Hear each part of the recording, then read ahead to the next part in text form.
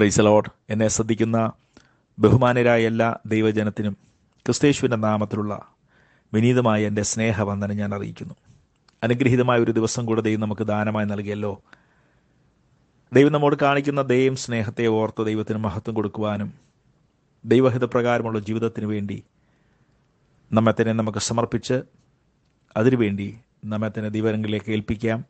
കർത്താവ് നമ്മെ ധാരാളമായി അനുഗ്രഹിക്കട്ടെ. ഡോക്ടർ ബർണാഡോ ഒരു മെഡിക്കൽ വിദ്യാർത്ഥിയായിരുന്ന കാലത്ത് ലണ്ടനിലുള്ള ഒരു തെരുവിൽ സുവിശേഷ പ്രചരണാർത്ഥം പോയി. ലഘുലേഖകൾ കൊടുത്തുകൊണ്ടിരിക്കുമ്പോൾ അക്രമാസക്തരായ ചിലർ ബർണാഡിനെ കയ്യേറ്റം ചെയ്ത് തൻ്റെ ശരീരത്തിൽ മുറിവുകൾ ഏൽപ്പിച്ചു. ഇതിനെപ്പറ്റി തന്നെ സ്നേഹിച്ചിരുന്നവർ അറിഞ്ഞപ്പോൾ ഈ വിവരത്തിനൊരു കേസ് ഫയൽ ചെയ്യണമെന്ന് അവർ നിർദ്ദേശിച്ചു. അപ്പോൾ ബർണാഡ് ഇപ്രകാരമാണ് മറുപടി പറഞ്ഞത്: ഞാൻ സുവിശേഷത്തിൽ നിന്നാണ് എൻ്റെ പ്രവർത്തനം ആരംഭിച്ചത്. അതൊരു നിയമത്തിൽ അവസാനിപ്പിക്കുവാൻ ഞാൻ ആഗ്രഹിക്കുന്നില്ല. എൻ്റെ പ്രവർത്തനങ്ങൾ സുവിശേഷത്തിൽ തന്നെ അവസാനിപ്പിക്കുവാൻ ഞാൻ അതീവ ശ്രദ്ധയുള്ളവനായിരിക്കും. നല്ല ആരംഭം നല്ല അവസാനത്തിലേക്കുള്ള തുടർച്ചയായി മാറിക്കഴിഞ്ഞാൽ ജീവിത വിജയം അതിൻ്റെ പര്യായമാണ്. നല്ല ഒരാരംഭവും നല്ലൊരു ലക്ഷ്യവും ഉണ്ടെങ്കിൽ അതിനിടയിലുള്ള പ്രയാണവും നല്ലതിനു വേണ്ടിയായിരിക്കും. ഈ നല്ല വാക്കുകൾക്കായി ഞാൻ ദൈവത്തെ സ്തുതിക്കുന്നു. ബർണാഡോ മെഡിക്കൽ വിദ്യാർത്ഥിയായിരുന്നപ്പോൾ താൻ അനുഭവിച്ച ഒരു അനുഭവ ചരിത്രമാണല്ലോ നാം ഇവിടെ കേട്ടത്. നല്ല ആരംഭം, നല്ല പ്രയാണം, നല്ല അവസാനം നമ്മളെല്ലാവരും കൊതിക്കുന്ന ഒരു ജീവിത ചര്യയാണ്. അഥവാ നമ്മളൊക്കെ പ്രാപിക്കണമെന്ന് ആഗ്രഹിക്കുന്ന നല്ല ഒരു ലക്ഷ്യ പ്രാപ്തിയെക്കുറിച്ചുള്ള വിവരണമാണ് നമ്മൾ കേട്ടത്. വിശുദ്ധ വചനത്തിലേക്ക് നോക്കുമ്പോഴും അനേക ഭക്തന്മാർ, പഴയ നിയമ പുതിയ നിയമ ഭക്തന്മാർ ദൈവ ദർശനം പ്രാപിച്ചവരായിരുന്ന സാഹചര്യത്തിൽ നന്നായി തുടങ്ങി നന്നായി പ്രയാണം ചെയ്ത് നല്ല പര്യവസാനം നേടിയ ധാരാളം ചരിത്രം നമ്മൾ വായിക്കുന്നുണ്ട്. ആ നല്ല ആത്മീയ പൈതൃകത്തിലേക്ക് നമ്മുടെ ജീവിതവും നമ്മുടെ പേരും നമുക്ക് ലഭിക്കുന്ന നല്ല അവസാനവും ലക്ഷ്യബോധമായി കണ്ടുകൊണ്ട് ഈ കാലം നമുക്ക് ജീവിക്കുവാനും ശുശ്രൂഷിപ്പാനും കർത്താവ് കൃപ ചെയ്യട്ടെ എന്ന് ആത്മാർത്ഥമായി പ്രാർത്ഥിക്കുന്നു. ഗലാത്യലേഖനം 6-ാം അധ്യായത്തിൻ്റെ 1 മുതൽ 10 വരെയുള്ള വാക്യങ്ങൾ അടിസ്ഥാനമാക്കി ചില ആത്മീയ ചിന്തകളിലേക്ക് നമ്മുടെ ശ്രദ്ധയെ തിരിക്കാം. ഈ 10 വാക്യങ്ങളിൽ ഉൾക്കൊള്ളിച്ചിരിക്കുന്ന 9 പ്രധാന കാര്യങ്ങൾ ഞാൻ ഇന്ന് ദൈവമക്കളുമായി പങ്കിടുവാൻ ആഗ്രഹിക്കുന്നു. അതിന് തലക്കെട്ട് കൊടുത്താൽ ഒരു യഥാർത്ഥ ആത്മീയൻ്റെ അടിസ്ഥാന ഗുണങ്ങൾ, പ്രായോഗിക ഗുണങ്ങൾ. ഈ ഒരു പ്രധാന കാര്യമാണ് ഈ 10 വാക്യങ്ങളിൽ, ഗലാത്യലേഖനം 6-ാം അധ്യായം 1 മുതൽ 10 വരെയുള്ള വാക്യങ്ങളിൽ രേഖപ്പെടുത്തിയിരിക്കുന്നത്. അപ്പോസ്തലനായ പൗലോസ് ഗലാത്യ ദൈവമക്കൾക്ക് വേണ്ടി എഴുതിയ മനോഹരമായ ഒരു ലേഖനമാണല്ലോ ഇത്. അതിന് മുൻപുള്ള അധ്യായങ്ങളിലൊക്കെ വ്യത്യസ്തമായ ജീവിതാനുഭവങ്ങളെ വിവരണങ്ങൾ നമ്മൾ കാണുന്നുണ്ട്. അതിൻ്റെ വിശദാംശങ്ങളിൽ പോകാൻ ഞാൻ ആഗ്രഹിക്കുന്നില്ല. ധാരാളം ജീവിതത്തിൻ്റെ ഉയർച്ച താഴ്ചകളും ഉപദേശവും, അപ്പോൾ തന്നെ പൗലോസിൻ്റെ പരിഭവവും ഭയവും അവരുടെ ആത്മജീവിതത്തെക്കുറിച്ചുള്ള ആശങ്കകളും പ്രത്യാശയും ഒക്കെ ഇടകലർന്ന വാക്കുകളാണ് അതിന് മുമ്പുള്ള 5 അധ്യായങ്ങൾ നമ്മൾ വായിക്കുന്നത്. 6-ാം അധ്യായത്തിലേക്ക് വരുമ്പോൾ യഥാർത്ഥ ആത്മീയൻ്റെ പ്രായോഗിക ഗുണങ്ങൾ, അടിസ്ഥാന ഗുണങ്ങളെ അദ്ദേഹം വിവരിക്കുകയാണ് 10 വാക്യങ്ങളിൽ. ഒന്നാമത് നമ്മൾ വായിക്കുന്നത്: സഹോദരന്മാരെ, ഒരു മനുഷ്യൻ വല്ല തെറ്റിലും അകപ്പെട്ടു പോയെങ്കിൽ ആത്മീയരായ നിങ്ങൾ അങ്ങനെയുള്ളവനെ സൗമ്യതയുടെ ആത്മാവിൽ യഥാസ്ഥാനപ്പെടുത്തുകയും നീയും പരീക്ഷയിൽ അകപ്പെടാതിരിപ്പാൻ സൂക്ഷിച്ചുകൊള്ളുക. അപ്പോൾ യഥാർത്ഥ ആത്മീയനുണ്ടായിരിക്കേണ്ട ഒരു പ്രധാന ഗുണം രേഖപ്പെടുത്തിയിരിക്കുന്നത്, നമ്മുടെ ആത്മീയ ജീവിതത്തിൽ ആർക്കെങ്കിലും ഒരു തെറ്റ് പറ്റിയാൽ അവനെ ആത്മീയ അനുഭവത്തിലേക്ക് യഥാസ്ഥാനപ്പെടുത്തുക. അപ്പോൾ തന്നെ നമുക്കും അടുത്ത ദിവസം ഒരു പരീക്ഷയുണ്ടായി തെറ്റിൽ അകപ്പെട്ടു പോകാതിരിക്കാൻ സൂക്ഷ്മതർക്കാകുക. നല്ലൊരു ഉപദേശം. ഇന്ന് മറ്റുള്ളവർക്കുള്ള തെറ്റുകളെ വെളിച്ചത്ത് കൊണ്ടുവരുന്ന, അവയെ കൊട്ടിഘോഷിക്കുന്ന ഒരു കാലഘട്ടമാണ്.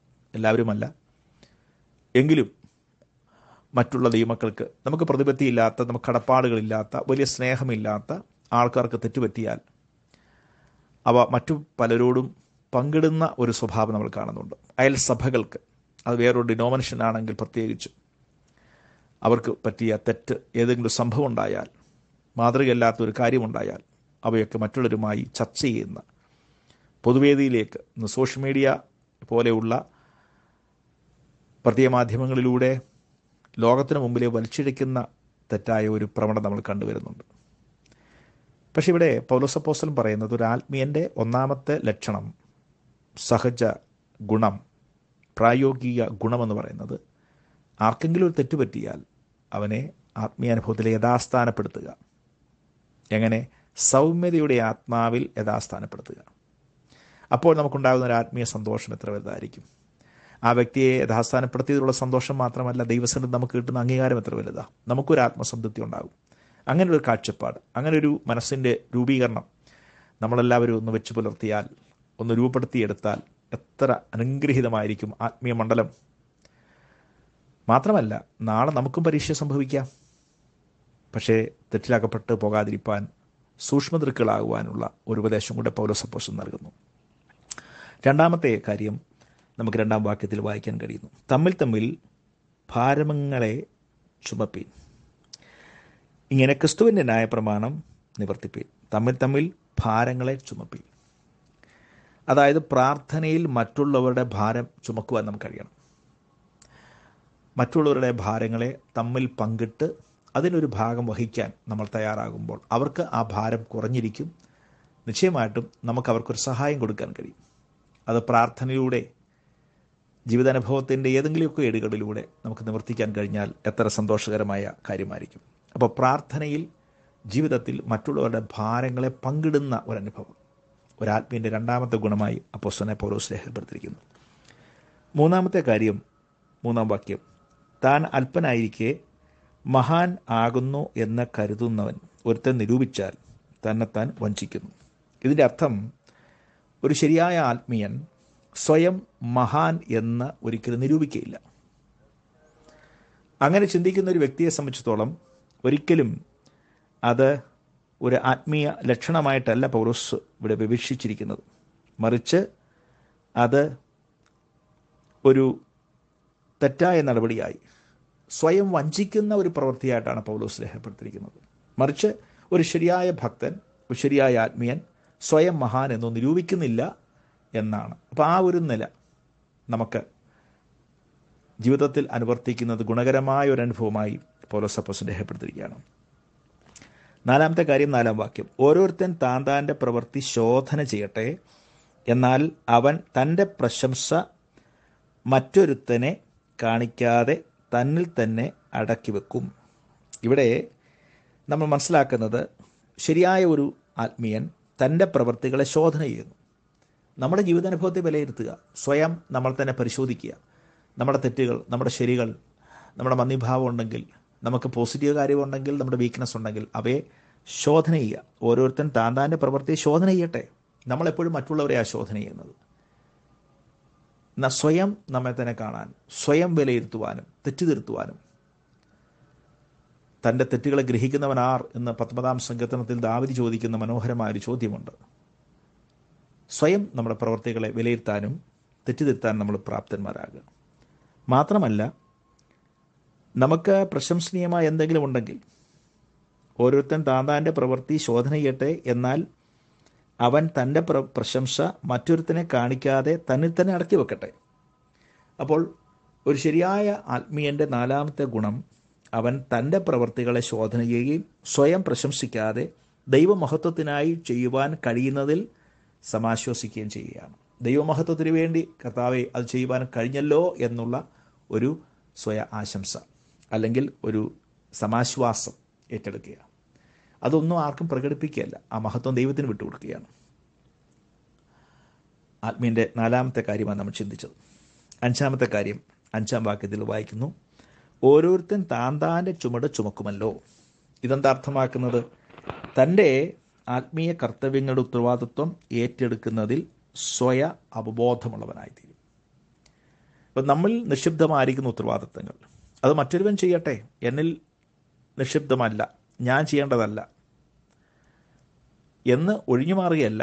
നമ്മുടെ ഉത്തരവാദിത്തങ്ങൾ, നാം ചെയ്യേണ്ടുന്നൊരു കാര്യത്തിൽ നിന്നും ഒഴിഞ്ഞു മാറാതെ നമ്മുടെ ആത്മീയ കർത്തവ്യങ്ങൾ ഉത്തരവാദിത്വത്തോടെ ഏറ്റെടുത്ത് അത് നിർവഹിപ്പാനുള്ള ഒരു സ്വയ അവബോധം നമുക്ക് നിശ്ചയമായിട്ട് ആവശ്യമാണ്. അതുള്ളവൻ ഒരു ആത്മീയനാണ്.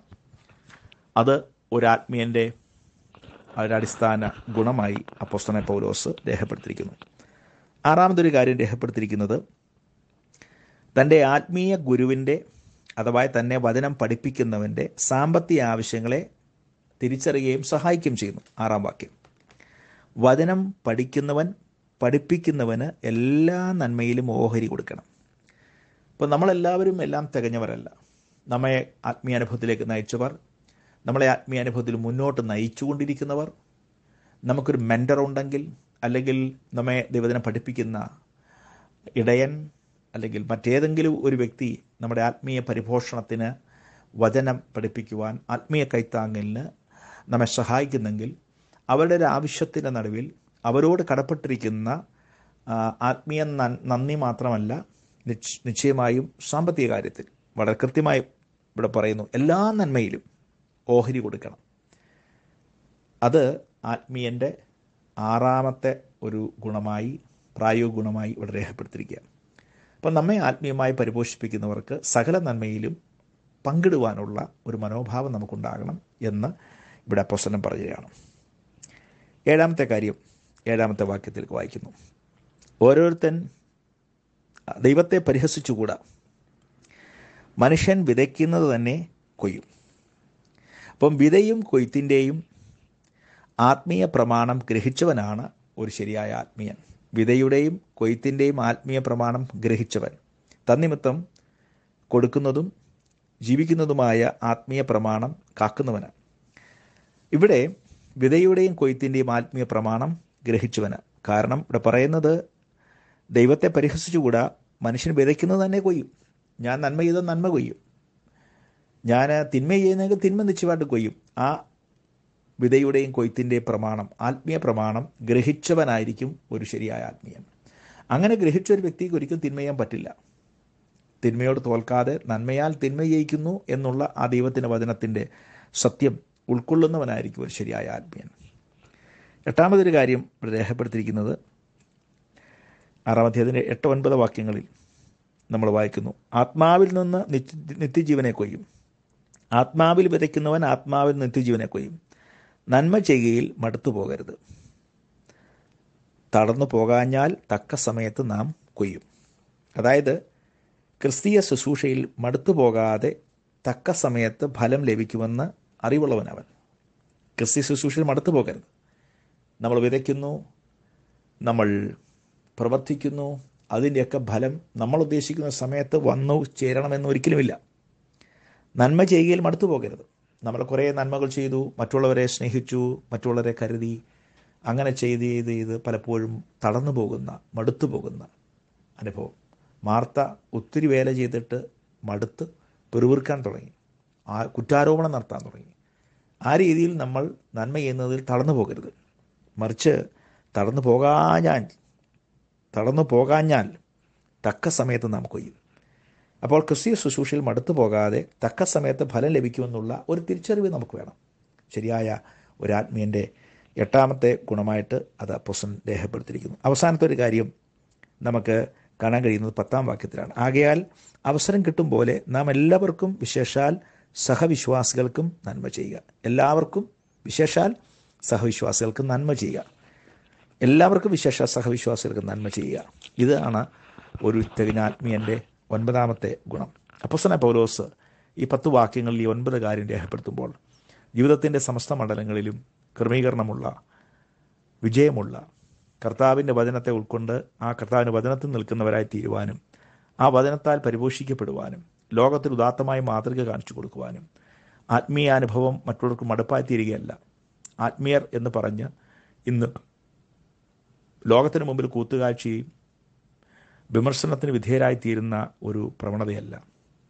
വിശുദ്ധ വചനത്തിൻ്റെ ആ അനുഗ്രഹീതമായ മൂല്യങ്ങൾ ഉയർത്തിപ്പിടിച്ചാൽ അത് സ്വീകരിപ്പാനും അവയെ നമിക്കാനും അതിനെ പുകഴ്ത്തുവാനും നിശ്ചയമായ ലോകത്തിന് കഴിയും. പലപ്പോഴും നമുക്കത് കഴിയാതിരിക്കുന്നതാണ് ഇന്ന് ക്രിസ്തീയ സമൂഹത്തിലുണ്ടായിരിക്കുന്ന ഏറ്റവും വലിയ ആക്ഷേപവും അപച്യുതി എന്ന് പറയുന്നത്.